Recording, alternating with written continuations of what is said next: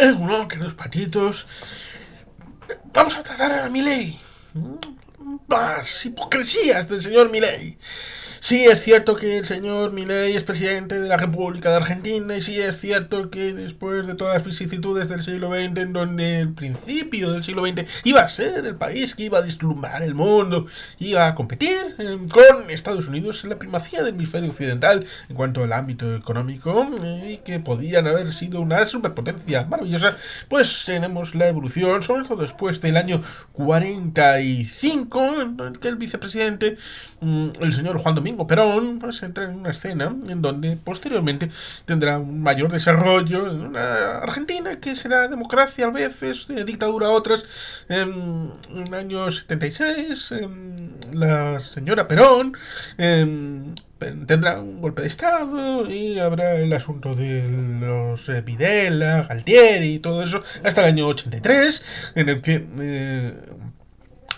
Raúl Alfonsín estaba recordando los dos Alfonsín de Argentina y Patricio Aylwin, que será el presidente del año 90 al 94 en Chile. Los restauradores de la democracia, lo cual resulta curioso recordar cómo es el hecho de que América, cuando, es decir, el hemisferio occidental, cuando toma posesión el señor presidente Ronald Reagan, es un pantano de dictaduras, ya sean de derechas o de izquierdas. La idea de que el presidente anterior, muy pacifista, tal vez uno de los más pacíficos de la historia de Estados Unidos, como el señor James Earl Carter, antiguo cacahuetero del gran estado de Georgia, del que había sido gobernador, pues ese puritanismo de algunos, de no mancharse las manos, tuvo como consecuencia el hecho de que, oye, que nosotros hemos tenido a muchos hijos de puta como presidentes de dictaduras en el hemisferio occidental y por tanto nosotros vamos a tratar de establecer una relación democrática con ellos y si no, no vamos a tener ninguna. Y por tanto, ahí hubo una circunstancia derivada como es el hecho de que de derechas o de izquierdas hubiera dictaduras, tal vez algunas derivadas de lo que se decía del señor Nixon, el señor tío Henry, Enrique Kissinger, como es el 73, el golpe de Estado en Chile. Y por supuesto el golpe posterior en Argentina y la creación de dictaduras con luego el plan Cóndor y todo aquello que puede esgrimirse en mi contra. Pero lo que es cierto es que después, cuando el señor Ronald Reagan entra en la Casa Blanca el día 20 de enero del año 81, a partir de ahí, toda América empieza a virar hacia ser una democracia liberal. Prácticamente toda. Incluyendo en el año 83 Argentina y en el año 90 Chile. Por tanto, el mandato de Reagan resulta principalmente en base a la democracia. Era un luchador de la democracia. Resulta curioso. Pero bueno, centrándonos en el tema de Argentina, pues ciertamente desde Raúl Alfonsín en adelante, con el señor Carlos Saúl Menem en los años 90 y la situación que derivó en el señor Rodríguez Sá saliendo de la Casa Rosada en, en diciembre del 2001, luego el señor Dualde, presidente en el año 2002, y lo que vino después con Néstor Kirchner a partir del año 2003, en esa situación curiosa y paradójica en la que el ganador de las elecciones en la primera vuelta fue el señor Menem. Pero no quiso presentarse a la segunda vuelta porque sabía que podía perder, lo cual evidentemente es de cobardes, porque uno se presenta, aunque sepa que está perdido, para dar la oportunidad a la ciudadanía de revocar esa impresión o de reforzarla. El candidato en la segunda vuelta fue proclamado sin la segunda vuelta, lo cual ciertamente es alucinante algunas cosas que suceden en esta República Argentina. Habría que hacérselo mirar y quizá por eso hay tanta playa de psicólogos en Argentina, que sean argentinos. La otra mitad son futboleros, de Boca o de River, o de San Lorenzo de Almagro, o de Racing de Avellaneda. Bueno, esto es Argentina. Tenemos algún que otro conversatorio con María Isa Miñaburo y con Iván Pérez de San Martín, dos amigos que trataron a su manera dos espectros de la visión de la República Argentina. Dos conversatorios entre los que están en este canal. Evidentemente, hemos citado el ejemplo de Menem, hemos citado el ejemplo de lo que pasó con el señor Rodríguez Sá, el señor Dualde, el señor Néstor Kirchner, y luego toda la playa de peronistas kirchneristas que prácticamente todo el siguiente mandato de 20 años ha llegado hasta el momento de 2023 con el mandato emitido al señor Milei. Después de las PASO, después de la situación derivada de la propia realidad de Argentina, en la que, evidentemente, la imposición de unas primarias obligatorias para todos los partidos suena una especie de globo sonda de cómo puede ser la primera vuelta, a pesar de que, como sucede en las elecciones francesas, la primera vuelta suele ser de tanteo y la gente vota lo que realmente quiere, y luego la segunda vota lo que realmente quiere y en voto útil a la hora de este o no este en la disección respecto a los dos candidatos que quedan para el balotaje. Y por tanto, las PASO son como unas ante primera vuelta que resultan bastante curiosas. En el periodo del señor presidente Mauricio Macri, en teoría iba a hacer una formulación de ajuste de lo que es la economía argentina, tanto cuanto había un desajuste y desacople respecto a ingresos y gastos, lo cual evidentemente llevaba a déficit, llevaba a deuda, el tema de la moneda, el tema de la restricción del comercio, la apertura y todo lo demás referido a la economía argentina y el sistema monetario y el sistema propiamente de ingresos y gastos en el balance de una economía que está sobreendeudada, con muchos funcionarios, con mucho gasto público y que pareciera que no puede reordenarse de otra manera. Evidentemente no con más ingresos porque no hay más posibilidad. En principio, en el caso de Mauricio Macri, lo fiaron todo al yacimiento de Vaca Muerta. Y luego el tema del litio, compartiendo frontera con Bolivia o con Chile. Son las materias primas las que en principio habían sido el potencial beneficiario de la formación de un nuevo yacimiento de ingresos a la hora de balancear el posible gasto excesivo que tenía el Estado argentino. Y en esas llegó el Milei. No, el comandante, como dice la famosa trova antigua respecto al comandante Fidel. Los más jóvenes dirán, el comandante Chávez, nuestro comandante. No, el comandante era Fidel Castro, Fidel Castro Ruz, que dominan Caracas desde La Habana. Cosa que no les gusta que se repita porque, un poco como decíamos ayer, el tema de los hidrocarburos, resulta paradójico que Cuba sea exportador neto de hidrocarburos cuando no tienen ni para un mechero. Y evidentemente esto significa que Venezuela le regala petróleo a Cuba y en mayor medida de lo que necesita o de lo que necesita recortan para tener divisas a la hora de la venta de parte en el mercado internacional. Sea como sea, Cuba no debería de tener capacidad para exportar petróleo porque no lo produce. Lo mismo que sería raro hablar del espacio y del programa espacial de Zambia, que existió. Pero bueno, no vamos a hablar del espacio y de Zambia en este momento, aunque seguramente a ti te gustaría bastante, pero vamos a hablar de Milei y del asunto de su hipocresía. Una hipocresía que no es solamente de derechas, porque la gente debe de tener claro que la captura de Estado, como se decía en Colombia, es un sistema en donde los líderes de determinada oligarquía deciden que es más fácil cortar la posibilidad de desarrollo normal, es decir, cuando un empresario o un lobista o alguien de la sociedad civil quiere cambiar las cosas en una determinada dirección, en una ley o en una propuesta, y lo hace a través de los cauces legalmente establecidos y no puede porque se han coagulado todas las opciones y puede hacerlo si hace un circuito extra por fuera de la legalidad y es más fácil cambiar las leyes por ese circuito extra que por el sistema institucional. Entonces, evidentemente, las instituciones han sido cooptadas, han sido capturadas por un grupo élite que lo que quiere es tenerlas para ellos. y hacerlas a su gusto. Puede ser que la tengan para establecer ese mecanismo donde haya circuitos por el exterior con modelos pecuniarios, es decir, corrupción, para tener unos ingresos que luego no derivarán en servicios públicos y la gente no verá nada de todo esto. En parte es lo que pasó en Perú con las regalías de los elementos empresariales, en donde resulta curioso porque la gente pensará, oh, ya están las grandes empresas poniendo dinero y los políticos cogiendo el cazo. En las zonas rurales de Perú lo que pasaba era que, en buena medida, estos fondos pagados por las empresas recibían esos dineros y el dinero se perdía. Pero no por los políticos, sino por gente que estaba por ahí alrededor y decía, oh, esto no está ocioso, está para mí.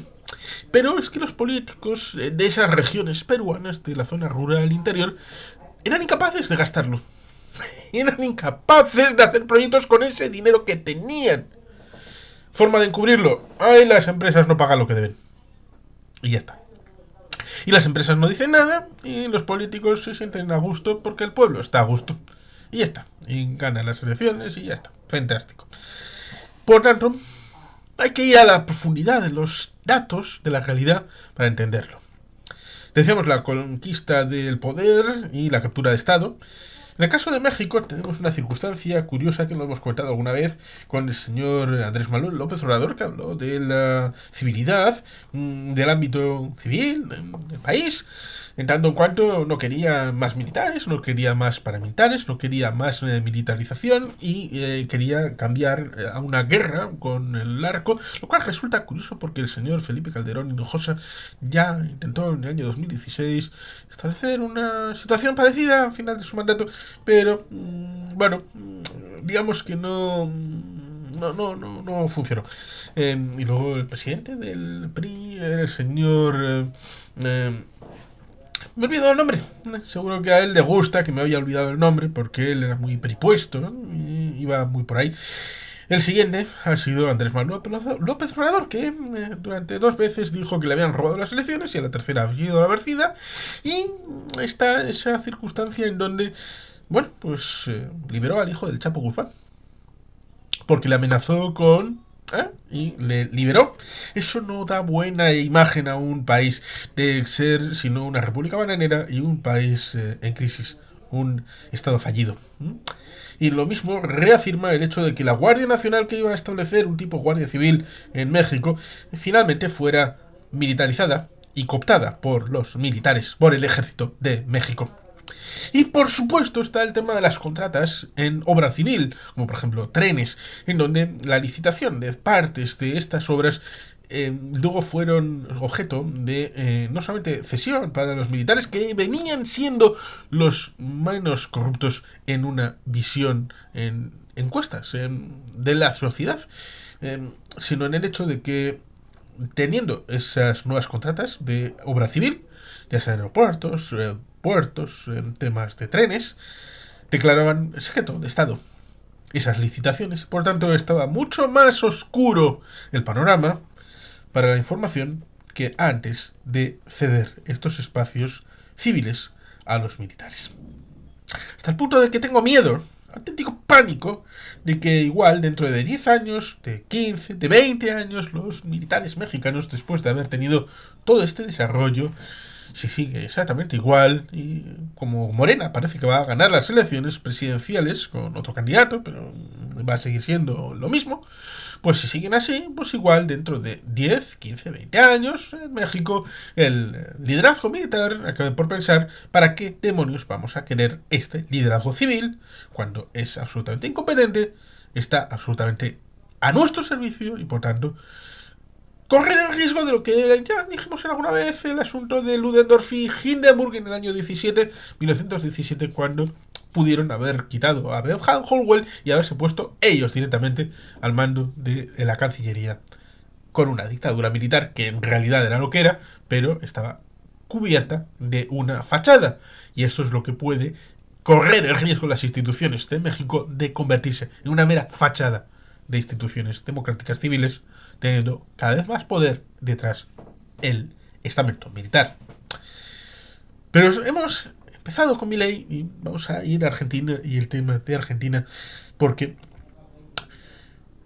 Milei ha cogido la beta que ha sido ya practicada en muchos otros lugares de tratar de hablar de que los políticos son gente muy mala, son gente electa, lo quiero recordar, y evidentemente las políticas hechas por gente, por humanos, evidentemente pueden ser buenas, malas, regulares, deben de ser enjuiciables, deben de ser capacitadas para ser valoradas, ya sea en todos los ámbitos, la ciudadanía, y debería de tener claro cuál es un programa electoral, si se cumple y si no se cumple, dar el voto o retirárselo o presentar nuevas alternativas, y si no existe una que te guste, presentar otra distinta, que te la acepten en el Ministerio de Interior o donde sea el equivalente en el ámbito de Argentina, y proponer partidos que puedan tener participación en política, en el ámbito legislativo, y luego sumar para una candidatura alternativa en el ámbito presidencial, que es lo que pasó con Milei. Milei presentó una candidatura para una legislatura en el ámbito del Parlamento y tuvo su escaño y ha estado en el Parlamento de Argentina durante unos años hasta que ha dado el salto a la presidencia del gobierno de Argentina, a diferencia de lo que pasó con Donald Trump, en donde nunca tuvo ningún cargo público y se lanzó directamente a la presidencia de los Estados Unidos. Y por tanto, cuando habla de retirar gasto público, pues puede ser razonable. Otra cosa es que el miedo, el dolor, el sufrimiento que pueda tener eso a la hora de equilibrar ingresos y gastos, evidentemente puede tener una incidencia importante en sectores importantes de la sociedad argentina, sobre todo si hace exactamente lo que necesita Argentina. Y evidentemente debemos exigirle honestidad. El señor Andrés Manuel López Obrador, cuando entró en un palacio, en Los Pinos, en la residencia de México, dijo que no iba a residir ahí. Es más, seguramente estuvo a punto de convertirlo en un museo. No sabemos si las próximas presidencias de México van a residir en Los Pinos o no, pero el avión, hasta el punto de que Andrés Manuel López Obrador ha decidido no salir del país. Resulta paradójico y curioso, porque recuerdo otro que al final acabó haciendo eso. Se llamaba Kurt Waldheim, presidente de Austria, y lo hizo porque le habían cogido como el auténtico papel que tenía en la Segunda Guerra Mundial, que no era un simple participante anónimo con un puestecito en frontera y que no había tenido participación en nada, sino como un coronel de las SS ligado a los campos de exterminio. Y por tanto, cuando se descubrió esto, después de haber sido secretario general de Naciones Unidas y después ser candidato y electo jefe de Estado de Austria, pues si hubiera salido del país le habrían metido preso. ¿Quiere compararse el señor Andrés Manuel López Obrador con el señor Kurt Waldheim? ¿En serio? Eso no tiene ni pies ni cabeza, pero ha enviado a su secretario de Exteriores, al secretario de Estado, a todas las reuniones internacionales. Y como digo, el avión presidencial no ha llevado al presidente nunca. Y no ha tenido servicio público. Y creo que se vendió. Pero con lo cual, evidentemente, el Estado argentino debería de hacer más o menos parecido. Y eso es lo que quiere hacer el señor Milei. O debería. Porque está retirando subvenciones, está retirando subsidios y está haciendo hachazos en el gasto público. Pero lo lógico sería, ya que habla de comunismo, ya que habla de capitalismo, ya que habla de libertad, es que vendiera la Casa Rosada, vendiera todos los aviones, todos los coches, todos los instrumentos de la presidencia y viviera en su casa, no tuviera ningún tipo de seguridad pública, que si quisiera seguridad se la pagara él, que no tuviera ningún tipo de recurso público, más allá del sueldo particular de la presidencia, si es que quiere mantenerla, y hacerlo simplemente con sus recursos, es decir, vender hasta la última gota de sangre pública al privado. Todo el patrimonio de la presidencia de Argentina, Javierito, véndelo, para ser honesto, coherente y creíble. Y si no, dile que has mentido a los argentinos desde el primer momento. Cosa que ya te pillaron en la primera semana de presidencia. En la primera. Por lo tanto, menos lobos y más claridad. Y si quieres hacer gestos grandilocuentes para ganarte al público, porque así es como lo va a entender, y dices que vas a gastar menos en X, que vas a ir a Davos en turista, pero vas a Davos y pagando con dinero público. Sigue siendo el mismo principio. Sigue siendo lo mismo. Porque recuerdo a algunos que cogían el coche oficial y lo enviaban por delante en viaje hasta Madrid. Y supuestamente cogían el avión hasta Madrid en clase turista. En Madrid se bajaban supuestamente para coger un taxi, pero en realidad cogían el coche oficial que había sido enviado por delante para llegar a 1,5 kilómetros del destino, y ahí sí coger un taxi y llegar a destino aparentemente como un humilde ciudadano. Estas cosas del populismo, el pueblo al final acaba atendiéndolo, lo acaba comprendiendo y acaba pagándolo en las urnas, tal vez. Pero cuesta desenmascarar a aquellos que se venden como patriotas del pueblo. Y esto evidentemente es una hipocresía que debe desenmascararse, porque aquello que se promete debe de cumplirse. El programa electoral debe de cumplirse. Él dijo que si no cumplía el programa electoral, que le mataran en público. Evidentemente no estoy llamando a un tiranicidio, salvo que seas un tirano. ¿Eres un tirano, Javierito? Y por tanto, hay que tener claras las cosas. Si tú quieres ser el enemigo del Estado, estar en contra del Estado en su concepción, ser liberal libertario en donde la iniciativa privada esté por todo el país. No sé si los vouchers los has eliminado o no. No lo sé. ¿Te vas a atrever? ¿No te vas a atrever? Pero vende todas las universidades. El señor de Hungría que estuvo en tu investidura, el señor Orbán, lo ha hecho. Ha convertido las universidades públicas en Hungría en unos centros privados, con unas fundaciones privatizadas, eso sí, cercanas al Fidesz, es decir, a su partido. Qué cachondo, ¿verdad? No iba a dejarlos al Partido Comunista de Hungría, por supuesto, ¿verdad? Vende todos los colegios públicos, vende todas las universidades, vende todos los aeropuertos, vende los puertos al mayor postor. Vende todo lo que tenga ligado a la presidencia y todo lo que tenga que ver con el ámbito público. Todo. Hasta la última centésima de euro. O de dólar. De lo contrario, serás un hipócrita. Uno más. Serás como Menem, serás como Rodríguez A, serás como Duhalde, serás como Kirchner. Aquellos que con una idea u otra llegaron a Argentina, llegaron a la presidencia, dijeron que iban a hacer algo, luego hicieron otra cosa distinta, intentaron soslayar el asunto, como hizo Macri, y luego al final del mandato decir, es que no me dejaron hacer unas memorias, decir es que hubo la conspiración del FMI, la conspiración de Estados Unidos, de Washington, o de los comunistas a través de Venezuela, de Soros, de Bill Gates.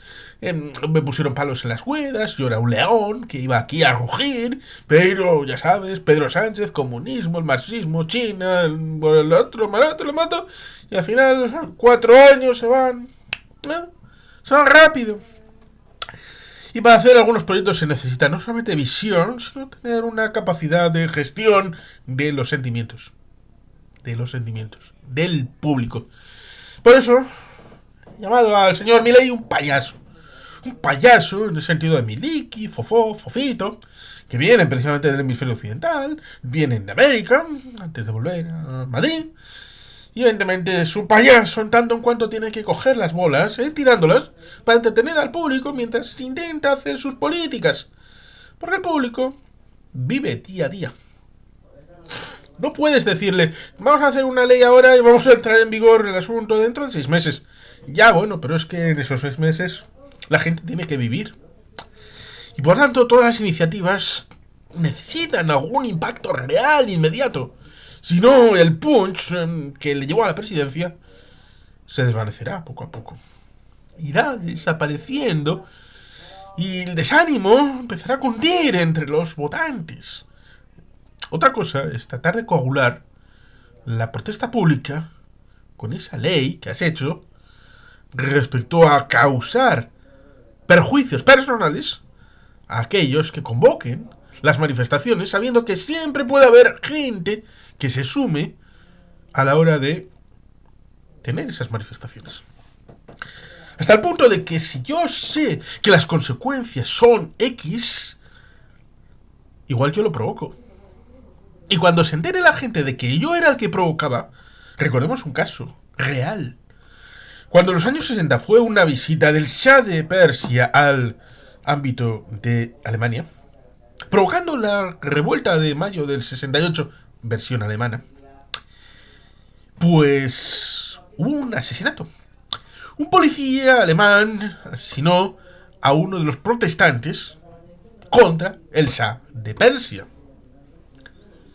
Sí, cierto, no es Persia, sino Irán, porque el embajador alemán en el año 39 recomendó que cambiaran por el tema de los arios. Irán, arios. Sí, es cierto. Tan cierto como el hecho de que con el tiempo se supo que ese policía era un miembro de la Stasi. Markus Wolf, Eddie Mielke. Fíjate lo que se llega a saber. Un miembro de la RDA provocó la creación de la Baader-Meinhof, la Rote Armee Fraktion, un grupo terrorista que fue importante en los años 70 y 80 en Alemania. Fíjate lo que una sola persona puede llegar a desencadenar. Por tanto, si tú quieres forzar la maquinaria para destruir los movimientos sociales y que no puedan salir a la calle para protestar contra tus políticas, con estas medidas extemporáneas, pues puedes hacer que haya gente que entre en esas manifestaciones para reventarlas y así forzar que esas personas acaben en la cárcel con unas imputaciones brutales, derivando en algo muy cercano a una dictadura. Sí, de derechas, liberal libertaria, aparentemente, pero dictadura en Argentina. Con lo cual, simple y llanamente estará volviendo a su ser ese largo trecho histórico de la Argentina de toda la vida, de siempre, haciendo lo mismo de siempre, y por eso, en el largo recorrido, lo que Brodel decía, la historia de longue durée, de larga duración, pues Argentina siempre ha sido la misma, desde ese comienzos del siglo XX, donde pudo haber sido la esperanza del hemisferio occidental, haber sido la primera potencia por delante de Estados Unidos, pero no lo fue, y seguirá poniendo más piedritas en el camino, en el jalón de entender por qué sucedió eso, repitiendo el modelo de siempre, aunque con otra escenografía y con otro escaparate. Esta es mi reflexión de lo que puede ser mi ley. El tiempo dará y quitará razones. Y sin más, queridos patitos, es que ricasco. Agur berogat. Betty Gelpian.